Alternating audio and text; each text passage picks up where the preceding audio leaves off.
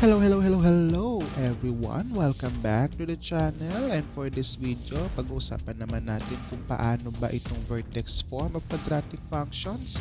This is an alternative form of the quadratic equations or quadratic functions, depende kung paano nyo siya gamitin.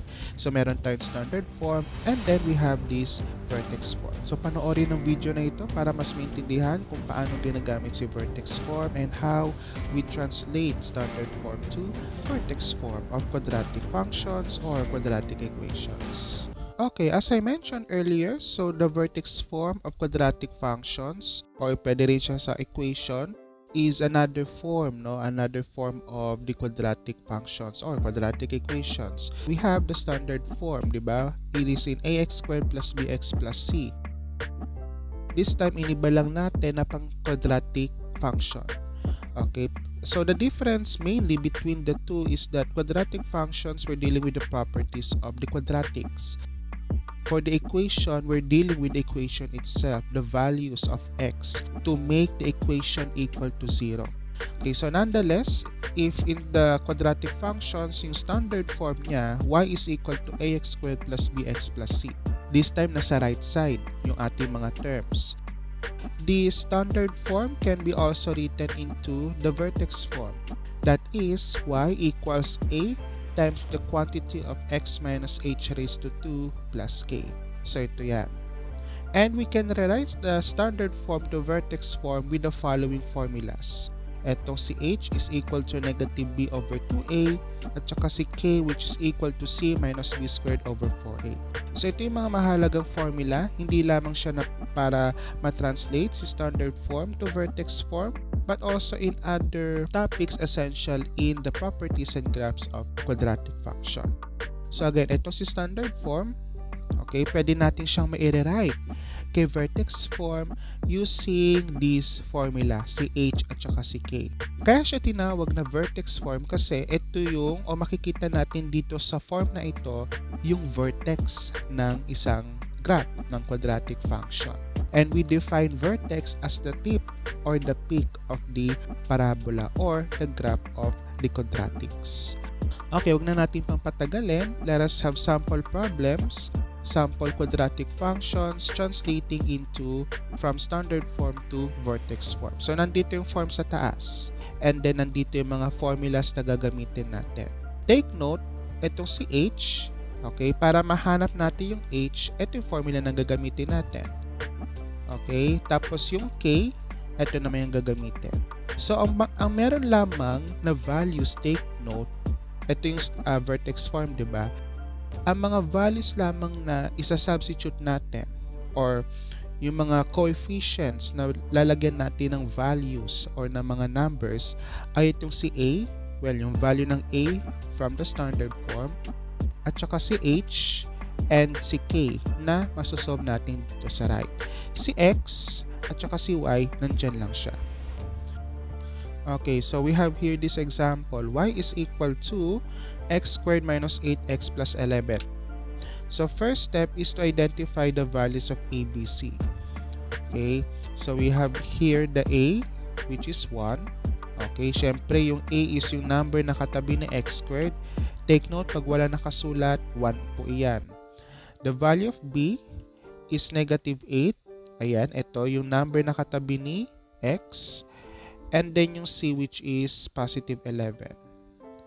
And from that, we are free to substitute these values to solve for the values of h and k within the form, using the formula provided.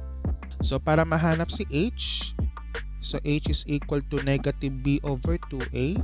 So yung mga formula o yung mga values ng a, b, c, well in this case a and b lang, i-substitute natin. But take note of the sign, especially with the value of b dito sa numerator. Kasi may kasama talaga yung negative, di ba? So, as part ng formula, and then yung value ng b natin mismo ay negative. So parang magkakaroon tayo ng double negative in which later magkakaroon tayo ng value ng positive sa ating numerator. So negative as part ng formula, and then parenthesis negative 8 para ma-distinguish natin yung dalawang negatives. And then 2 times 1. Dahil nga may dalawa tayong negative and they are technically being multiplied, so negative times negative magiging positive 8 na divided by 2. Okay, kasi 2 times 1 is 2. And then we will divide 8 over 2. We will have 4. So ito na yung value ng h natin na isa-substitute natin dito sa ating vertex form mamaya na nandito sa taas. Next, we have the value of k. So yung k naman, using the formula c minus b squared over 4a. Okay, so again, substitute lang. This time, lahat ng values a, b, c gagamitin natin. So 11 minus negative 8 raised to 2. Huwag kalimutan na lagyan ng parenthesis, especially if we are having exponent of 2. Divided by 4 times the value of a, which is 1. Now, isolve mo muna lahat na nandito sa fraction. Okay, yung negative 8 squared, i-raise natin siya into 2. Tapos, yung nasa denominator, i-multiply natin siya. So, we will have 11 minus, so 8 raised to 2, actually negative 8 raised to 2, 64 over, 4 times 1 is 4. And then, 64 divided by 4, we will have 11 minus 16. And 11 minus 16, that will be negative 5. So, yung negative 5 ngayon ang ating value ng k na isa-substitute natin dito sa ating formula. So, balikan na natin itong formula tuloy, ating vertex form. So, balikan natin ating vertex form, no? Itong nasa taas. Once na nahanap na natin si h, si k, and also considering the value of a, i-substitute lang, ipalit nyo lang sila dito. So, yung value ng a is 1. No need for us to show the value of a if that will be the case. And then si h, again, consider the sign ha, kasi minus yung nandito sa loob ng binomial, and then ganun din kay k. So with that, vertex form now will be y equals, yung a is 1, again, no need for us to write it, x minus 4 raised to 2 minus 5. So from x squared minus 8x plus 11 na ating standard form, pinakita natin siya ngayon into vertex form. Ito ngayon yung vertex form niya. Okay? Ngayon, kapag sinolve nyo ito using FOIL method, tapos combine like terms, babalik tayo dito kay x squared minus 8x plus 11. And then we have negative 3x squared plus 12x plus 5. So, same process, identify the values of a, b, c. So, yung value ng a katabi ni x squared, isama yung sign. Yung value ng b katabi ni x, and then yung c na constant. So, we will have a being equal to negative 3, b equal to 12, and c equal to 5. So, yun ang mga values ng a, b, and c natin. Again, using the formula of h, negative b over 2a. So, substitute si value ng a and b para masolve natin si h. So, that will be negative 12. No need for us to put parentheses in this case.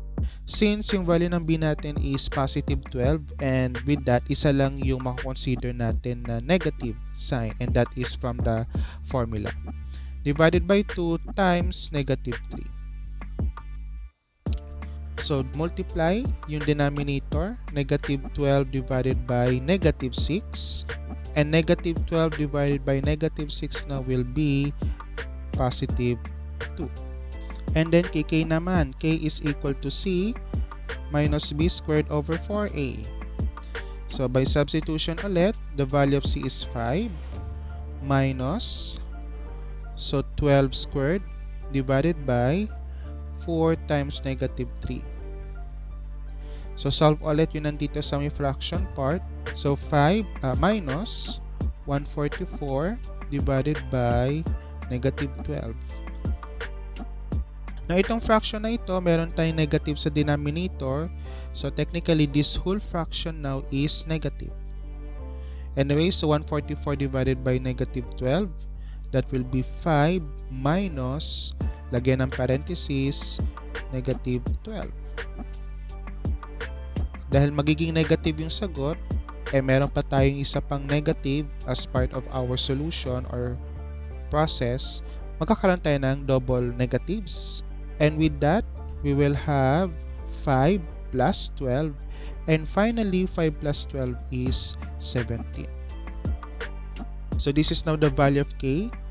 And since meron na tayong h, meron na tayong k, and also considering the value of a, and that is negative 3, isubstitute natin itong tatlo sa ating vertex form.